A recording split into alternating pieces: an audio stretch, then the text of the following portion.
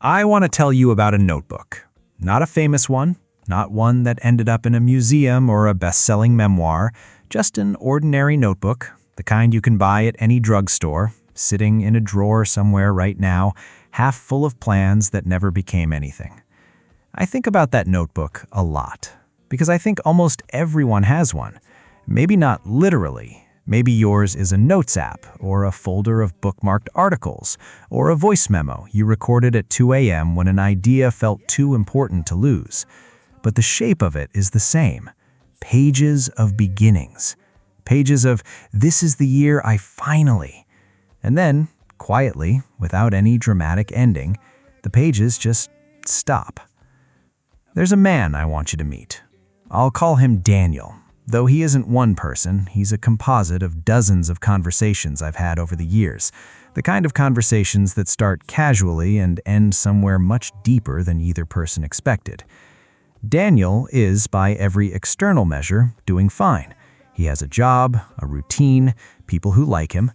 But if you sat with him long enough, he'd eventually tell you about the restaurant he almost opened, or the book he's been working on for 6 years, or the company he and a friend used to talk about starting, back when they still talked about it. He doesn't tell you this with anger. That's the part that always strikes me. He tells you with a kind of fond, distant sadness, the way you'd talk about an old friend you lost touch with, as if the dream were a person who moved away. And here's what I keep noticing. Daniel is not lazy. He is not unintelligent. He is not even in any clinical sense unmotivated. If you watch him on an ordinary Tuesday, he is busy, he is productive, he answers messages quickly, he keeps his apartment clean, he reads constantly. He is, by any reasonable definition, a person who gets things done, except the one thing, the thing he actually wants. So I have to ask the question that doesn't have an easy answer. If this isn't about laziness, and it isn't about ability, what is it actually about? You might already feel a flicker of recognition here. Maybe there's something in your own life that fits this shape exactly. A version of yourself that exists only in plans, never in motion. If so, stay with that feeling for a moment. Don't explain it away yet. Just notice it. Because the explanation is more interesting and more uncomfortable than, I'm just not disciplined enough. Here's the paradox. And it's the kind of paradox that once you see it, you can't unsee it. The same trait that makes Daniel's dreams so vivid, so detailed, so emotionally alive is the exact trait that keeps them frozen. Think about it. To dream big in the first place, you need imagination. You need the capacity to picture a future that doesn't exist yet, in enough detail that it feels almost real. You need to be able to sit in a room and see vividly what your life could look like if it worked. That's not a small skill. Most people can't do that. Most people's imagination is dull, practical, limited to next week. Daniel's imagination is rich. It's his gift. And that's exactly the problem. Because a vivid imagination doesn't just paint the dream, it paints the failure too. In just as much detail, with just as much emotional weight. The same mind that can feel the pride of finishing the book can also feel, in advance, the specific humiliation of a rejection email. The cost of having a powerful imagination is that it doesn't discriminate between the future you want and the future you fear. It renders both at full resolution. So I find myself wondering, maybe the problem was never a lack of ambition. Maybe people like Daniel have, if anything, too much imagination for their nervous system to handle calmly. The dream isn't small enough to feel safe, and it isn't distant enough to stay comfortable. It just sits there, vivid and unfinished, generating equal parts hope and dread every time he looks at it. Maybe what looks like inaction isn't apathy at all. Maybe it's a kind of bracing.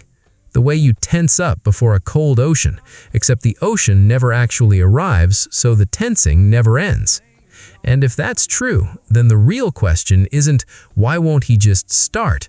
The real question is something quieter, something that goes back further than this year or this idea or this version of him. If this isn't a flaw in his character, then where did it actually begin? I don't think this starts with the dream at all. I think it starts long before anyone has a dream worth protecting. There are two threads here, and they tend to weave together rather than standing apart. The first is biological. Some nervous systems are simply wired toward heightened threat detection. Researchers sometimes describe this as a more reactive amygdala, a brain region that's quick to sound the alarm, slower to stand down once it has. If you have this kind of wiring, it's not that you're more afraid of failure than other people in some abstract sense. It's that your body responds to the possibility of failure the way other people's bodies respond to actual danger. The threat doesn't have to be real. It only has to be imagined clearly enough. Picture a smoke detector that's a little too sensitive.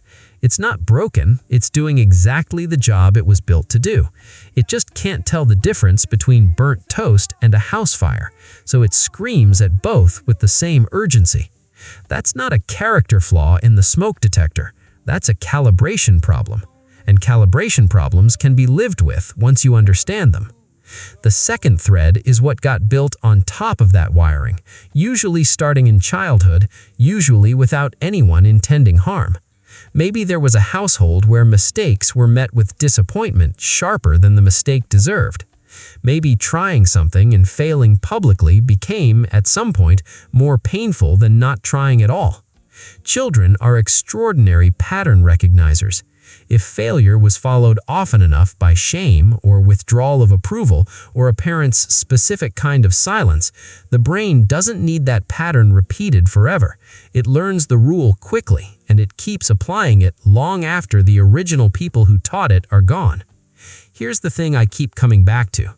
Your brain wrote a set of instructions for you a long time ago. Instructions meant to keep a smaller, much more dependent version of you safe. It wrote them in a hurry, with incomplete information, the way anyone writes instructions during an emergency. And it never went back to revise them, because as far as your nervous system is concerned, the emergency never officially ended. It just stopped being loud. So when Daniel sits down to finally start the thing he's wanted for years, he isn't only making a decision in the present, he's stepping into a room with very old furniture in it. The fear that shows up isn't really about the spreadsheet or the first draft or the cold email. It's older than the project. It just borrows the project's shape to make itself known. If that's true, I have to wonder where else this old furniture is sitting, quietly, in places we'd never think to look. Once you know what to look for, you start seeing it everywhere, in moments so small they barely register as meaningful on their own. There's the tab that's been open for 3 weeks, the application for the program he actually wants to do, sitting there, 90% finished, technically in progress in a way that requires no further courage and produces no further risk. He'll tell you he's busy, and he is busy. He's just never busy enough to close that tab one way or the other. There's the research loop, another podcast about productivity, another article about how successful people start their mornings. He tells himself he's preparing, and in a narrow sense, he is. But notice what's actually happening. He's accumulating the feeling of progress without accumulating the risk of action. Learning about the dream has quietly replaced doing the dream. And because it produces a very similar emotional reward, dopamine mostly, the sense of moving forward, his brain has very little incentive to notice the substitution. There's the announcement that comes before the work, telling friends about the idea, posting about the plan, building enough social anticipation that it feels, for a moment, almost as real as having done it. This isn't dishonesty, it's a kind of borrowing. He's pulling forward the emotional payoff of success and spending it now on the telling rather than later on the having done. And then there's the quieter signal, the one that doesn't look like avoidance at all. The sudden, urgent need to reorganize the entire system before beginning. The new planner, the perfect productivity app, the ideal desk setup. Each one feels like preparation. Each one is, in its own way, a sentence with no period, a way of approaching the work without ever quite arriving at it. What strikes me about all of this is how reasonable each individual piece looks. No single moment seems like self-sabotage. Research seems wise. Preparation seems responsible. Telling friends seems like accountability. It's only when you step back and watch the pattern repeat month after month around different dreams with the same unfinished shape that you start to see they're not separate habits at all. They're the same mechanism wearing different outfits. Here's what makes this harder to see than ordinary procrastination. It doesn't stay still. It compounds. Each unstarted dream doesn't just disappear quietly. It gets filed away as evidence. The brain, ever the pattern keeper, adds it to a growing case file labeled, more or less, things I don't follow through on. And the next time a dream appears, vivid and exciting, that case file gets consulted, often without conscious awareness, and the verdict comes back a little faster, a little more confidently than it did before. So what begins as a nervous system being overly cautious about one specific risk slowly generalizes into a broader identity. Not this particular plan felt too risky, but I'm someone who doesn't finish things. And once that becomes identity rather than incident, it starts protecting itself the way identities do. Starting something new now risks more than failure. It risks proving the story true, which somehow feels worse than simply continuing to avoid the test altogether. This is how a life can quietly narrow without anyone noticing the exact moment it happened, not through one dramatic collapse, but through 1,000 small withdrawals, each one reasonable on its own, each one slightly lowering the ceiling of what feels possible. The dreams don't get smaller because the person stopped wanting more. They get smaller because wanting more and then not acting has become its own kind of evidence against wanting at all. And if nothing shifts, this is where it tends to lead. Not collapse, something quieter, and in some ways, sadder. A gradual agreement with the idea that some people are simply doers and some are simply dreamers, and that the categories were decided a long time ago by forces outside anyone's control. But I don't think that's actually true. And I think the reason it's not true is hiding in the same mechanism that caused the problem in the first place. Maybe what needs to change isn't the size of the dream or the strength of the willpower. Maybe it's something much smaller and much more specific than that. Here's the shift, and it's smaller than you'd expect. The instinct, when you realize all of this, is to try to fix it with intensity, bigger goals, stricter routines, a louder version of willpower. But that approach tends to fail for the same reason yelling at a smoke detector doesn't make it less sensitive. You're not dealing with a discipline problem, you're dealing with a calibration problem.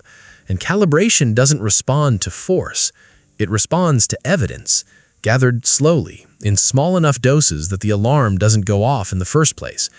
So the shift isn't do the big scary thing, it's almost the opposite. It's finding the smallest possible action that still counts as real movement, small enough that the nervous system doesn't register it as a threat worth resisting.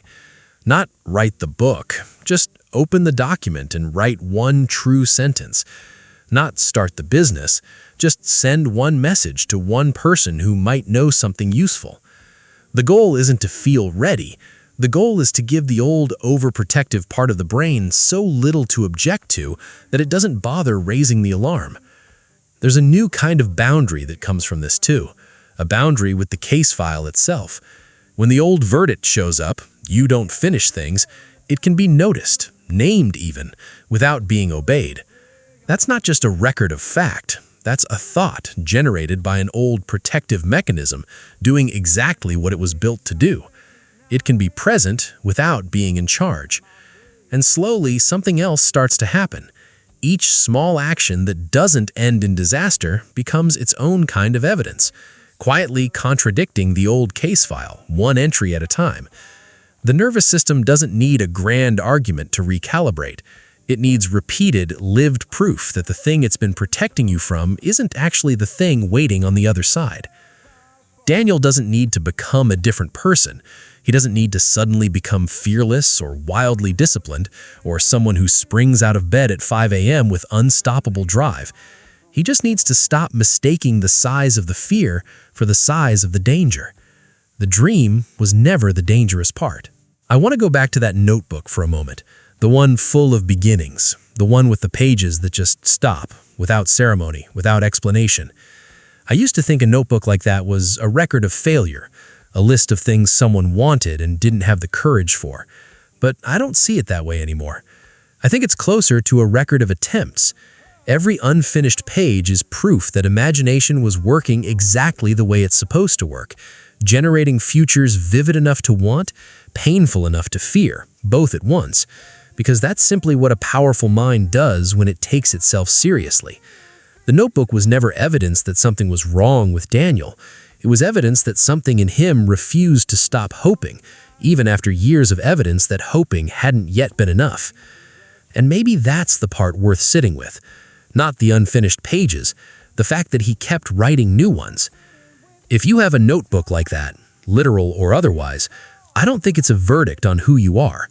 I think it's a map of everywhere you've cared enough to imagine something better. The pages don't need to be thrown away. They just need one of them, finally, to keep going past the place where the fear usually steps in. Not because the fear disappears, because for the first time, it doesn't get the final word. So here's what I'd ask you to sit with, just for a moment after this ends. What's the smallest version of your unfinished dream? The one so small it almost feels silly to count as progress at all. Not the whole plan, just the next true sentence of it. I'd genuinely like to know what that is for you, if you feel like sharing it. Sometimes saying it out loud, even to strangers in a comment section, makes it slightly more real than keeping it folded inside a notebook nobody else has read. And if any part of this felt familiar, like it was describing a shape you recognized in your own life, there's another video I think belongs right after this one, about why the fear of being seen trying is often heavier than the fear of failing itself. It picks up almost exactly where this one leaves off. The notebook is still open. It's just waiting for the next sentence.